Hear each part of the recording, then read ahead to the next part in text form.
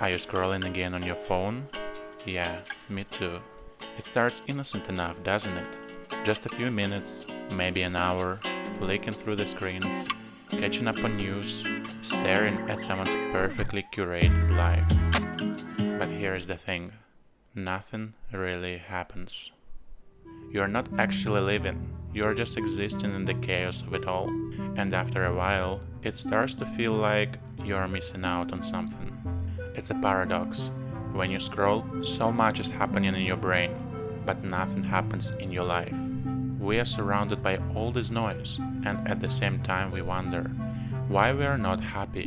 Where is our happiness? Did you think I would tell you that you'll find happiness when you stop scrolling? No, you actually won't. Abruptly putting away your phone will cause dopamine deficiency, which will make you even less happy. It's uncomfortable, there is a void. That urge to fill it with noise and grab the phone back is almost overwhelming. What's important is the choices that you'll make next. You see, the more we scroll, the more we disconnect from the present moment. We trade real, tangible experiences for endless feeds, and in the process, we lose the one thing we are all searching for: happiness. It's funny actually, because this is my third week of actively working on improving my life. Week 1, I worked on my diet and fitness. Week 2, I was fighting with my inner saboteurs. And by being busy, living and fixing my life for the past 2 weeks, which means spending less time on my phone, made me realize something huge this week. I've spent so much of my life buried in my phone, lost in the digital noise, getting envious of what other people do and have. The best things in life always felt out of my reach. But by being less dependent on it, I've created time for myself to actually live, to make progress, and focus on myself. Why was I so invested in the lives of others before? Comparing myself to others will never make me feel better, but working on myself will. I found myself doing things I actually cared about, things that I had forgotten to make time for. But here's the twist.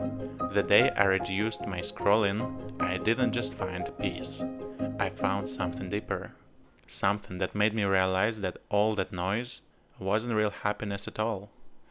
It was the stillness I had been avoiding, the conversations I had been missing, the moments that didn't make it into Instagram stories. Like that walk I took by myself this week. It was a late evening and the rain had just stopped. I didn't have a destination, I just strolled along the seawall admiring the lights of the city. Not great content for stories, but I felt so good that night. The real question isn't where is happiness.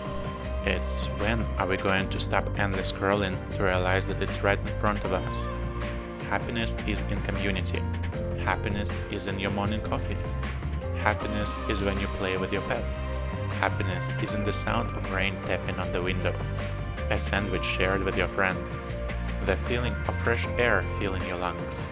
Happiness is in a peaceful moment of silence, in a hug from someone you love, and in the real things that make you smile without even trying.